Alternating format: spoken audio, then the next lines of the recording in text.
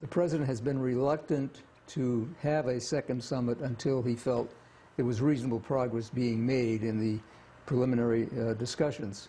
And even Secretary Pompeo postponed his trip to Pyongyang because there wasn't evidence of progress.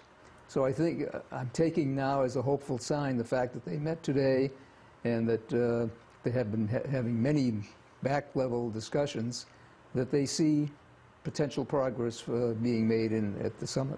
How do they ensure that this is not just another photo op?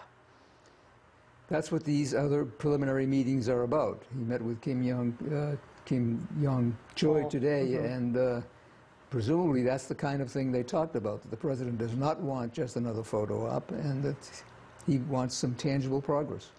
Kim recently met with China's President Xi. How do you think Pyongyang is going to capitalize on that alliance before this summit with the president? It's an interesting question because, as you know, for years, Beijing's position has been, whenever we've asked them for support and assistance in solving this problem, they've always said it's a bilateral problem between the United States and North Korea.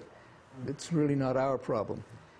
Now, with President Trump in office and making all the moves he's made, and we appeared to be at the point of some kind of substantial progress before Singapore, suddenly Xi Jinping took an interest in the subject and, in fact, summoned Kim Jong-un to Beijing to plan strategy. And they've now had 2, 3, 4 meetings since then. So I think that China is the key, frankly, to this entire conundrum. And until China plays a constructive and positive role, I don't think we can expect much progress from North Korea. What do you think their strategy is? You mentioned that they've been plotting their strategy. What do you think that will be before going into this next summit? Theirs being North Korea's? Yeah, North Korea and China's. And China.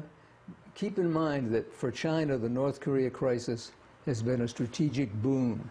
For decades now, we've always looked to China to help us, and they've always kind of pushed us off, but held out the hope that they would help. And it's been a strategic asset in the sense that China has used this leverage on other issues, such as human rights or Taiwan or the South China Sea. Every time we've had a potential crisis with China on one of those issues, we've pulled back and said, but we can't be too tough with China because we need them on North Korea. I think China would like to continue playing that role. I'm hoping that the potential for the maximum pressure campaign from the Trump administration will convince Kim Jong-un that maybe his best bet is with Washington, not with Beijing.